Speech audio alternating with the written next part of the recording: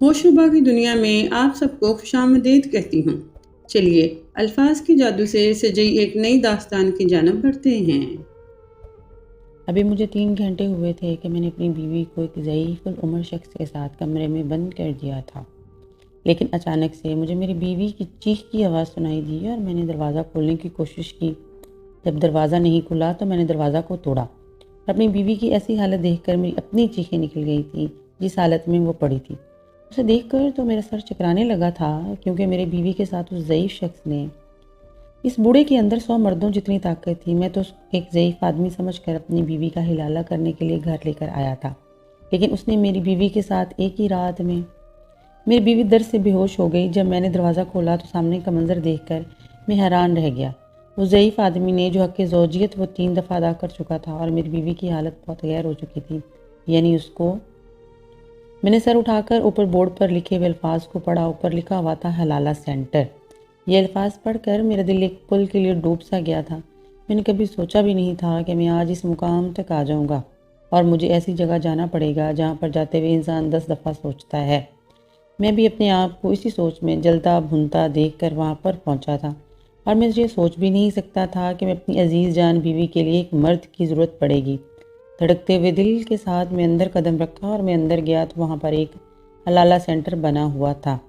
जब मैं रिसेप्शन पर गया तो वहाँ पर एक शख्स मुझे मिला और उसने मुझे अंदर कमरे में जाने का इशारा किया और कहा कि मेरे बहुत सेंटर हैं, हम यही काम करवाते हैं। जो लोग गलती में या किसी वजह से आपस में तलाक कर बैठते हैं तो फिर हम उनका हलाला करवा देते हैं। ऐसा करने से वो मियाँ बीवी भी राज़ी होते हैं और हमारा भी काम चलता रहता है। तो मैं उनसे बात करने के लिए उनसे पूछ रहा था कि मुझे किससे बात करनी होगी, लेकिन अंदर से मैं किसी बेदिली से दिल धड़क रहा था कि मैं ये क्या करने जा रहा हूँ। तो उसने मुझे बताया कि इससे बात करें। मैं उनके बॉस के पास गया तो वो कमरे में अकेले बैठे हुए थे। उन्होंने मुझसे मालूमात ली और फिर मुझसे कहा कि ठीक है, हम आपकी बीवी का हलाला करवा देते हैं, आप मेरे साथ दूसरे कमरे में चले। जब मैं दूसरे कमरे में गया तो वहाँ पे बहुत सारे आदमी बैठे हुए थे, अजीबो गरीब शक्लों वाले। कुछ उनमें से गोरे और खूबसूरत थे, कुछ काले थे। बहुत से लोगों की तो तोंद वाले भी थे, बहुत ही हट्टे कट्टे थे, मोटे थे। उस कमरे में 20 के करीब मर्द बैठे हुए थे और उन्हें देखकर मेरी हालत अजीब हो गई थी। मुझे उस शख्स ने कहा कि मैं उससे किसी एक का इंतखाब कर लूँ, ये सब हलाले के लिए बैठे हुए हैं। जिस शख्स का तुम इंतखाब करोगे उसी का निकाह तुम्हारी बीवी से हम करवा देंगे, एक रात के लिए, और मुआहदे के मुताबिक सुबह उठकर ये तुम्हारी बीवी को तलाक दे देगा। अब फैसला तुम पर है कि तुम इनमें से कौन सा शख्स इंतखाब करते हो। जल्दी से इंतखाब कर लो। मैं एक अजीब कैफियत से गुजर रहा था। मैंने इन सबको देखा तो मुझे उन्हें देखकर अबकाई आने लग गई। वो अजीब मायने खेज नज़रों से मुझे देख रहे थे। उनकी आंखों में एक चमक थी, वो चमक जो एक औरत को एक रात के लिए पाने पर एक मर्द की आंखों में आ जाती है।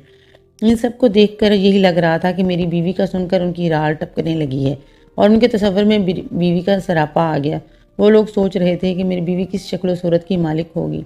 यही सोचकर मेरा वहाँ पर दम घुटने लगा था। वो सब लोग मुझे खूनख्वार भेड़िए लग रहे थे जो मेरी बीवी को नोचने के लिए जैसे तैयार बैठे थे। तो देखकर मेरा दिल बहुत परेशान हो रहा था कि मैं क्या करूँ। उन लोगों से मेरी नज़रें जो है वो झुकी जा रही थी। मैं उनको नहीं देख पा रहा था कि मैं क्या करता, लेकिन खैर मुझे ये सब कुछ करना तो था। मेरा वहाँ पे दम घुटने लगा तो मैं वहाँ से वापस आ गया। मुझे ये सब लोग खूनख्वार भेड़िए लग रहे थे जो मेरी बीवी को नोचने के लिए जैसे तैयार बैठे हों। मेरी तसव्वुर में वो सब मंजर आ गया जो उनमें से कोई एक मेरी बीवी के साथ हम बिस्तर। मेरा दम घुटने लगा था। मेरी आंखों के सामने सबा का मासूम चेहरा और नाजुक सा सरापा घूम गया था। मैंने तो उसे सारे ज़माने से छुपा कर रखा था।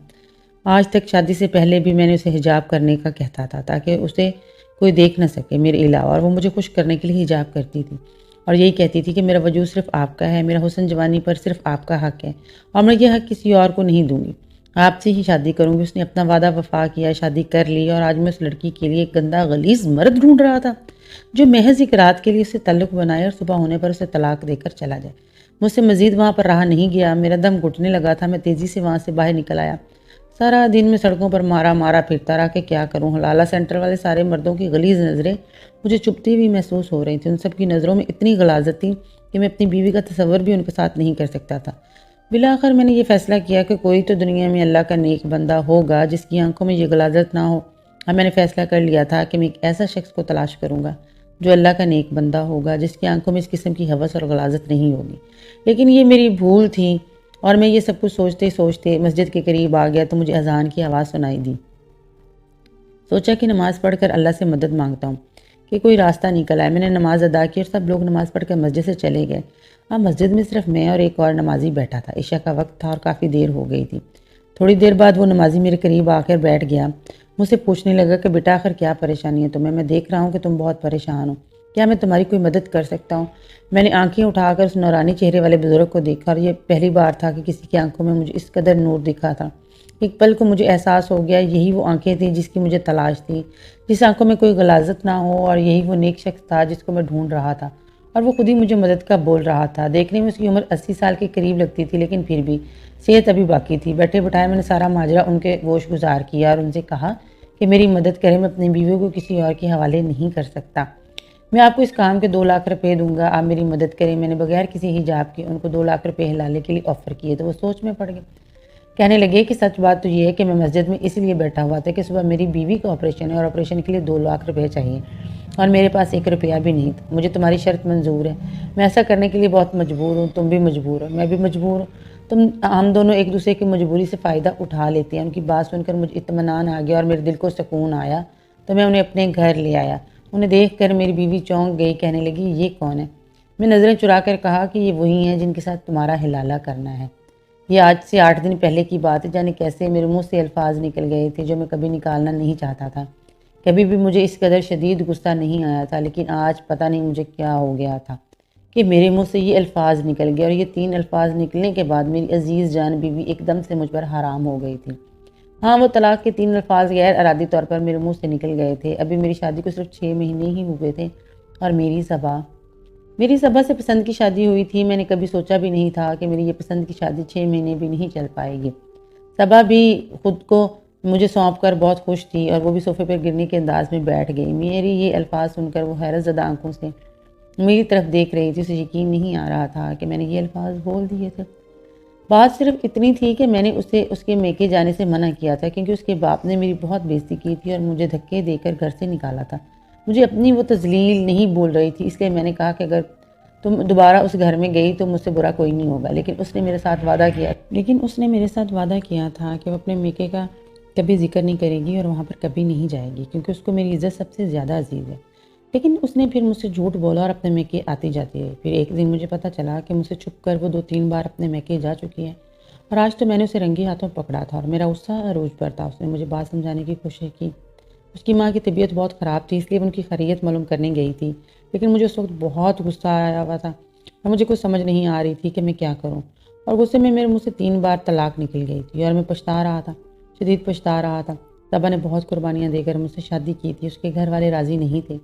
उसने बहुत कोशिश की घर वालों को राज़ी करने की, लेकिन जब वो राज़ी नहीं हुए तो उन्होंने कहा कि अगर उस शख्स से शादी करनी है तो बेशक करो, लेकिन दोबारा हमारे घर मत आना।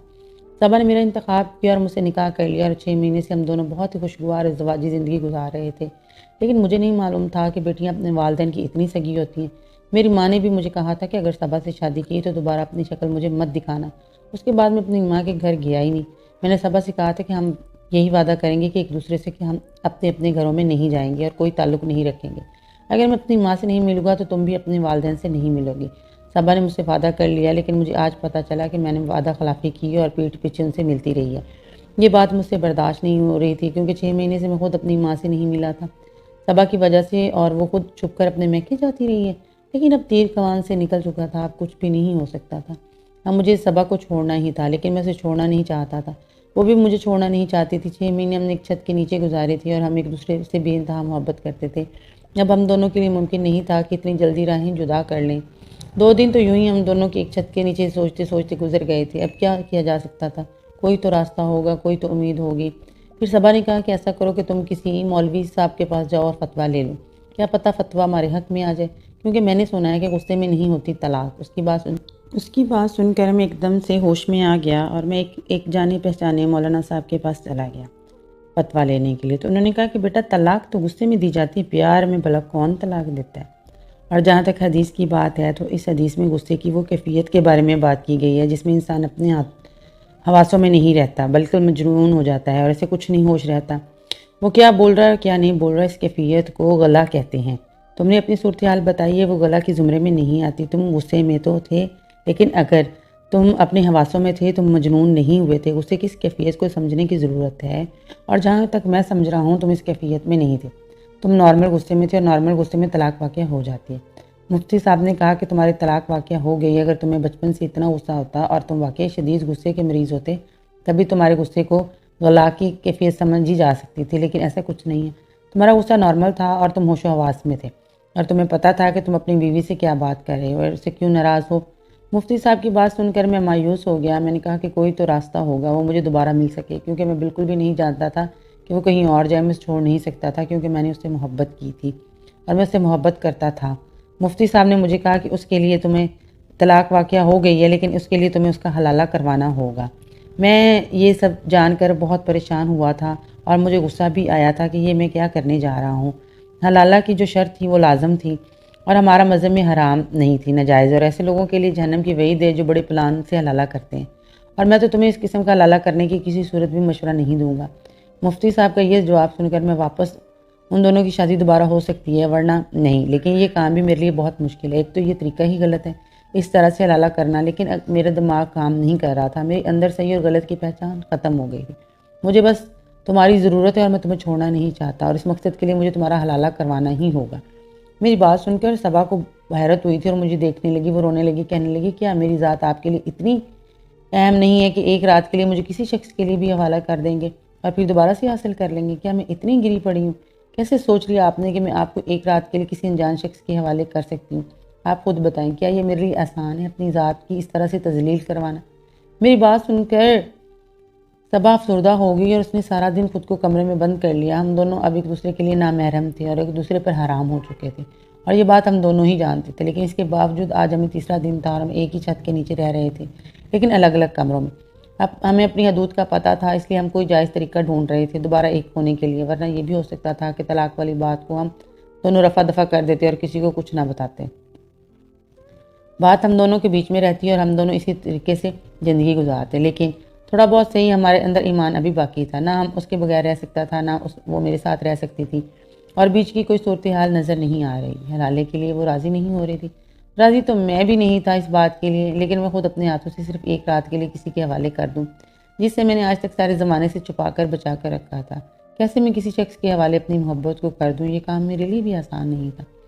मैं रो रहा था, करा रहा था, लेकिन मेरी तकलीफ़ किसी को भी नज़र नहीं आ रही थी। अब मेरे पास एक ही रास्ता था कि मैं उसे उसके वालिदैन के घर छोड़ दूँ, लेकिन ये तसव्वुर ही मेरे लिए सुहाने रूह था। पहले ही उसके वालिदैन से कता ताल्लुक़ कर लिया था मेरी वजह से, और अब्बू वहाँ जाएगी तो सब उसका मजाक उड़ाएंगे और शायद उसको दोबारा कबूल भी ना करें, और अगर कबूल कर भी लिया तो फिर उसकी शादी ज़बरदस्ती किसी और से करवा देंगे और वो उसके साथ बिलाकर खुश रहने लगेगी।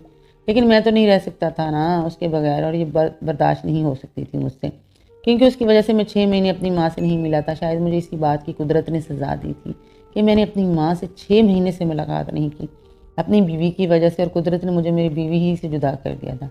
मैं सोच रहा था कि मुझे इससे अच्छी तो वो थी, शादी के बाद भी छुपकर कम से कम अपने वालिदैन से मिलती तो थी। बेटियाँ ऐसी ही होती हैं, माँ बाप को नहीं छोड़ सकती। बेटियाँ ही होते हैं जो जल्द बेमरवत हो जाते हैं। मैंने सोचा कि मुझे अपनी माँ के पास जाना चाहिए, उनसे माफ़ी मांगनी चाहिए। इस मकसद के लिए मैं अपनी माँ की तरफ गया और उनके पैरों में गिर कर रो रो के माफ़ी मांगी। वो माँ थी, उनका दिल मुझे देखकर पिघल गया और उन्होंने मुझे सीने से लगा लिया और मुझे माफ़ कर दिया। कितनी आसानी से मेरी माँ ने मुझे माफ़ कर दिया था। माँ बाप ऐसे ही होते। मेरी माँ से मेरी तकलीफ़ बर्दाश्त नहीं हो रही थी और वो मुझे इस गम से निकालना चाहती थी, इसलिए उसने मुझे अपने पैरों से उठाकर अपने सीने से लगा लिया। लेकिन अब सारा मसला सबा को राज़ी करने का था। मैं उसके पास गया, मैंने उसे कहा कि देखो सबा, तुम्हारे पास अब 2 ही रास्ते हैं। पहला रास्ता तो बहुत आसान है, और ये कि तुम अपने वालिदैन के पास वापस चली जाओ और फिर वो लोग तुम्हारी जिस अनजान शख्स के साथ मर्जी शादी करवा दें और फिर सारी ज़िंदगी उसके साथ गुजारना, उसके बच्चे पैदा करना है जो कभी तुम्हें तलाक नहीं देगा, हंसी खुशी रहना और भूल जाना मुझे। मैं कभी तुम्हारी ज़िंदगी में आया ही नहीं था। क्या ये सब तुम्हारे लिए आसान है? मेरी बात सुनकर उसने रोना शुरू कर दिया। उसने कहा कि नहीं, ये मेरे लिए आसान नहीं है। मैं आपको ना भूल सकती हूँ ना छोड़ सकती हूँ। अगर माँ बाप के घर चली भी गई तो फिर मैं कभी शादी नहीं करूँगी, ऐसे सारी ज़िंदगी गुजार लूँगी, लेकिन अपने आप को किसी और शख्स के हवाले नहीं करूँगी, क्योंकि मैंने सिर्फ आपसे मोहब्बत की है। मैंने कहा तो फिर ठीक है, दूसरा रास्ता तुम्हारे पास यही है कि तुम हलाले के लिए राज़ी हो जाओ। सिर्फ एक रात की बात है और फिर सब कुछ ठीक हो जाएगा। हम दोनों को बदनामी से बच जाएंगे। हमारी तलाक की खबर अगर दुनिया को हो गई तो बहुत ज़्यादा बदनामी होगी। सब कहेंगे कि सारे ज़माने से लड़ झगड़ कर हमने शादी की और 6 महीने भी हमारी शादी नहीं चल सकी और हमने अपने वालिदैन की बददुआएं ली, इसी वजह से हम इस हालत में सोचो लोग कितनी चीमगोइयाँ करेंगे। तुम अपने वालिदैन के पास चली जाओगी तो वो हर हाल में तुम्हें जज्बाती तौर पर ब्लैकमेल करके तुम्हारी शादी ज़रूर किसी और शख्स से करवा देंगे। ये बात याद रखना है कि अब फैसला करने के लिए तुम्हारे पास आज की रात है। आज की रात फैसला करके सुबह मुझे अपना फैसला सुना दो कि तुम्हें वालिदैन के पास जाना है या दूसरी शादी करनी, या फिर मेरे पास वापस आने के लिए तुम्हें हलाला करना है। ऐसा कहकर मैं अपने कमरे में चला गया। मुझे नींद तो नहीं आ रही थी, लेकिन कहते हैं कि नींद तो सूली पर भी आ जाती है, तो मुझे भी आ गया और मैं सोच रहा था कि सबा ने पता नहीं क्या फ़ैसला करेगी। सुबह जब मैं उठा तो सबा के फैसले के इंतज़ार में था। मैं बाहर आया तो वो लॉन्ज में बैठी हुई थी। उसने कहा कि उसे हलाले वाली शर्त मंजूर है, उसे यही ठीक लगे और फिर हम सारी ज़िंदगी दोबारा साथ रह सकते हैं। ये तरीका सही तो नहीं है, लेकिन ऐसा करके हम दुनिया के सामने इज्जत रख सकते हैं। दोबारा उसकी बात सुनकर मुझे इत्मीनान आ गया था। मुझे पता था वो मुझे छोड़ नहीं सकती और यही फैसला करेगी। यकीनन ये हम दोनों के लिए एक बहुत मुश्किल फ़ैसला था, लेकिन ये थोड़ी देर की मुश्किल थी, बस एक दिन की बात थी। उसके बाद दोबारा हम दोनों एक दूसरे के सामने सारी ज़िंदगी रहेंगे। और मैंने सोचा था दोबारा मैं ये गलती नहीं करूँगा जिसकी वजह से आज मैं इस नीच तक पहुँचा हूँ। लेकिन हलाला एक ऐसा मामला था जिस पर मैंने किसी पर भी एतबार नहीं कर सकता था, अपने करीबी दोस्त पर भी नहीं। अपने दोस्तों को, अपने हल्का अहबाब और ख़ानदान वालों को तो बिल्कुल भी मैं तलाक के मुतालिक बताना नहीं चाहता था। मुझे एक ऐसे अनजान शख्स की तलाश थी जो मैं बिल्कुल भी ना जानता, और फिर कुदरत ने मुझे उस बुजुर्ग से मिलवा दिया और मेरा मसला हल हो गया। और मैंने जब सबा को बताया कि शख्स के साथ तुम्हारा हलाला होगा तो वो बिल्कुल खामोश होगी। उसने एक बार फिर से अपने आप को कमरे में बंद कर लिया। कमरे के अंदर से मुझे उसकी सिसकियों की आवाज़ें आ रही थी। मैंने ये सारा काम राजदारी से अपने घर में करना था। फिर उसके बाद मैंने सोचा था कि बल्कि मैंने और सबा ने मुश्तरका फ़ैसला किया था कि इद्दत के 4 महीने 10 दिन में भी सबा मेरे ही घर में रहेगी और वो मुकम्मल पर्दे में रहेगी, और मैं पर्दे के पीछे से ही खाना वगैरह दिया करूँगा और अपनी हदूद में रहूँगा, क्योंकि उस जायज़ तरीके से हासिल करने के लिए मैं इतनी बड़ी आजमाइश से गुजर रहा था। वरना तो उसे हासिल करना, उसके साथ रहना मेरे लिए बहुत आसान था कि उसको किसी कुछ ना बताते और ऐसे मियाँ बीवी बनकर रहते, लेकिन मेरे लिए ये मुमकिन नहीं था। मैं इतना भी गया गुजरा नहीं था, मेरा इतना भी ईमान कमज़ोर नहीं था, लेकिन मेरे गुस्से और मजबूरी ने मुझे इस हाल में ला खड़ा कर दिया था। खैर, मैं मज़ीद इंतज़ार नहीं कर सकता था। मैंने फ़ौरन से निकाह का बंदोबस्त किया। अभी रात के 10 बज रहे थे और मैं एक रात भी मज़ीद इंतज़ार नहीं कर सकता था। मैं गवाहों और मौलवी को लेकर आ गया और अपनी बीवी का निकाह खुद अपने उस बंदे से करवा दिया था। उस शख्स के साथ यूँ सबा नूरानी चेहरे वाले बुजुर्ग के साथ निकाह हो गया और अब मेरे दिल को कुछ इत्मीनान था, क्योंकि मैं जिन भेड़ियों की शक्ल हलाला सेंटर में देख कर आया था उनके मामले में तो ये बूढ़ा आदमी मुझे काफ़ी बेहतर लग रहा था। मैंने उसे बीवी के कमरे में भेज दिया। मैं अपने कमरे में आ गया और मैं अंगारों पर लौट रहा था। इतने में मुझे सबा की चीखों की आवाज़ें सुनाई दी। उसकी चीखों को सुनकर मैं फ़ौरन से कमरे में भागा, क्योंकि कमरा बंद था। दरवाज़ा खड़काया, लेकिन वो शख्स दरवाज़ा नहीं खोल रहा था और सबा मुसलसल चीख रही थी, चिल्ला रही थी, कह रही थी कि मुझे बचाओ। मैं परेशान हो गया कि आखिर वो शख्स सबा के साथ आखिर ऐसा क्या कर रहा था कि उस कदर चीख रही थी और अपने आप को बचाने का कह रही थी। ऐसा भी क्या मामला पेश आ गया था। मैंने दरवाज़ा ज़ोर ज़ोर से बजाना शुरू कर दिया, लेकिन उसने दरवाज़ा ना खोला। मुझे यही लग रहा था कि उसने कोई सबा को नुकसान पहुंचाया होगा, तो मुझे बुरा क्यों ना लगे, क्योंकि वो मेरी बीवी थी। सबा मेरी बीवी थी और मैं उससे मोहब्बत करता था। अगर उसे किसी ने कोई नुकसान पहुंचाया तो मुझसे बुरा कोई नहीं होगा। मैंने चाबी से दरवाज़ा खोलना चाहा तो चाबी से दरवाजे का लॉक तो खुल गया, लेकिन कुंडी अंदर से लगी हुई थी जो बाहर से नहीं खुल सकती थी। मजबूरन मैंने दरवाज़ा तोड़ने का फ़ैसला कर लिया और मैं दरवाजे को धक्के मार रहा था और एक धक्के के साथ दरवाज़ा खुल गया और सामने सबा को इस हालत में देखकर मेरे तो सर पर आसमान गिर गया था। वो बेहाल होकर ज़ख्मी हालत में ज़मीन पर पड़ी हुई थी, लेकिन होश में नहीं थी। लेकिन उसकी कलाई ज़ख्मी हो चुकी थी। उसने शायद वहाँ पर पड़े हुए गिलास के साथ अपनी कलाई काटनी चाहिए थी, लेकिन उसकी नस नहीं कटी थी, लेकिन थोड़ा सा हाथ ज़ख्मी हो गया था और वो शख्स सर पकड़े बैठा था। मैंने उस शख्स से कहा, तुम दरवाज़ा क्यों नहीं खोल रहे थे और मेरी बीवी की क्या हालत कर दी है तुमने? तो उसने कहा कि मैंने इसकी कोई हालत नहीं की, मैंने इसके साथ सिर्फ अज़दवाजी ताल्लुक़ कायम किया है और जब मैं उठा उसकी ये हालत होगी। शायद उसके ज़हन पर इस बात का असर हो गया है। अब ये तुम्हारी बीवी, इसे संभालो। मुझे कागज़ कलम दे दो, मैं तो तहरीरी तलाक लिख कर दे देता हूँ, लेकिन इससे पहले मेरे हाथ में 2 लाख रुपये रख दो। मुझे जल्दी जाना है। आज मेरी बीवी का ऑपरेशन है और अगर देर हो गई तो मसला हो सकता है, तो मेरे हाथ में 2 लाख रुपये रख दो, तभी मैं यहाँ से जाऊँगा और तुम्हारी बीवी को तलाक दे दूँगा। मैंने वक्त देखा, रात के 3 बज रहे थे और ये शख्स अपनी बीवी के पास जाने के लिए उतावला हो रहा था। यकीनन उसकी बीवी उसकी हम उम्र होगी और उसे अपनी बीवी की कितनी परवाह है। मैंने उससे कहा कि क्या तुम्हें अपनी बीवी पर गुस्सा आया है? उसने कहा, नहीं, मैंने कभी अपनी बीवी पर गुस्सा नहीं किया, उसे हमेशा प्यार से रखा। मेरी इसके साथ पसंद की शादी थी और उसने मेरे लिए बहुत कुर्बानियाँ दी। गुस्सा तो ऐसी चीज़ है जो सब कुछ बर्बाद कर देता है, जैसे कि तुम्हारे गुस्से ने तुम्हें आज इस हाल में पहुंचा दिया। 20 साल की उम्र में मेरी शादी हुई थी और आज मेरी शादी को 60 साल हो गए थे और इन 60 सालों में मैंने कभी अपनी बीवी पर गुस्सा नहीं किया। मैं बहुत मजबूर होकर यहाँ तक आया था क्योंकि मुझे ये शदीद ज़रूरत थी 2 लाख रुपए की। वरना मैं कभी भी इस काम के लिए राज़ी ना होता। इस बुढ़ापे में मुझे अपनी कब्र की फ़िक्र करनी चाहिए थी, इस तरह का काम नहीं करना चाहिए था, लेकिन मजबूरी में हराम हलाल हो जाता है और मैं इस कदर मजबूर था। मेरे पास और कोई चारा नहीं था। वो बेचारी दर्द से तकलीफ़ से कर्रा रही थी। उसको इतनी ज़्यादा तकलीफ़ थी कि डॉक्टर ने कहा था कि अगर जल्दी ऑपरेशन नहीं हुआ तो पूरा ज़हर मेरी बीवी के जिस्म में फैल जाएगा। आखिर वो भी इंसान है, मेरे रहम करम पर है और मैं बहुत मजबूर हूँ। जल्दी से मुझे पैसे दे दो। मेरे घर में 2 लाख रुपए पहले से पड़े हुए थे, इसलिए मैंने उस शख्स को 2 लाख रुपए का बोल दिया, क्योंकि ये रकम मेरे पास मौजूद थी और मुझे इसका इंतज़ाम करने की ज़रूरत नहीं थी। ये मैंने मुस्तकबिल की सेविंग्स थी जो मैंने उसके लिए की हुई थी। मैंने 2 लाख रुपए उसके हाथ में रखे। उसने कहा कि मुझे कागज़ कलम दो। मैंने कागज़ कलम दिया। उसने तहरीरी तलाक मेरी बीवी को लिख कर दे दी और फिर ज़बानी भी दे दी। और मैं बहुत खुश था कि शुक्र है कि ये काम बखूबी सर अंजाम दे दिया गया और उस बूढ़े आदमी ने कोई गुस्सा नहीं किया और उसने तलाक दे दी और वो ये पैसे लेकर चला गया। इस वक्त सबा की हालत बहुत गैर हो चुकी थी और वो रो रही थी, चीख रही थी। मैंने उसे संभालने की कोशिश की। मैंने कहा कि कुछ नहीं होता, सब्र करो। उसने कहा कि कैसे सब्र करो, तुम्हें क्या लगता है कि तुम्हारे लिए इतना आसान था ये सब कुछ? मुझे घिन आ रही थी उस बूढ़े शख्स से। चंद लम्हे ही मेरे लिए क़यामत जैसे थे। यूँ समझो कि 2-3 घंटे के लिए मुझ पर क़यामत गुजर गई थी। मेरी ज़हनी हालत अजीब हो गई। मैंने उसे कहा कि कुछ नहीं होता, तुम जाओ गुस्ल कर लो और फिर अब पर्दे में रहो और तुमने 4 महीने 10 दिन यही पर्दे में गुजारने हैं। हमें पर्दे का ख़ास ख्याल रखना है। फिर आयशा ने अपनी इद्दत के 4 महीने 10 दिन पूरे किए और फिर हमने दोबारा निकाह कर लिया। आहिस्ता आहिस्ता उसकी ज़हनी हालत भी ठीक हो गई और फिर उसने ख़ुद को संभाल लिया। अब सब कुछ ठीक है। 4 महीने 10 दिन मुझे यही खौफ रहा कि कहीं सबा हामिल से ना हो जाए, कहीं उस बूढ़े की औलाद ना सबा के पेट में पलने लगे, लेकिन ऐसा कुछ नहीं हुआ। हमारी शादी को 10 साल हो चुके हैं और हमारे 2 बच्चे हैं और हम रोज़ाना अल्लाह के हज़ूर होकर अपनी गलतियों की माफ़ी मांगते हैं। हमसे बहुत बड़ी गलती होगी और हमने ये सबक सीखा है कि ये गुस्सा इंसान को सब कुछ बर्बाद कर देता है। अगर मैं अपने गुस्से पर काबू रखता तो मुझे इस आज़माइश से ना गुजरना पड़ता और ना मैं अपनी जान से ज़्यादा प्यारी बीवी को कभी उस बूढ़े के हवाले करता जिसने उसको एक रात में ही बर्बाद करके रख दिया था। दोस्तों, ऐसी ही सच्ची और सबक आमोज़ कहानियों को सुनने के लिए हमारा यूट्यूब चैनल को सब्सक्राइब कर लीजिएगा। अपना बहुत ज़्यादा ख्याल रखिएगा। इंशाल्लाह मुलाकात होगी एक नई कहानी के साथ। तब तक के लिए अल्लाह निगहबान।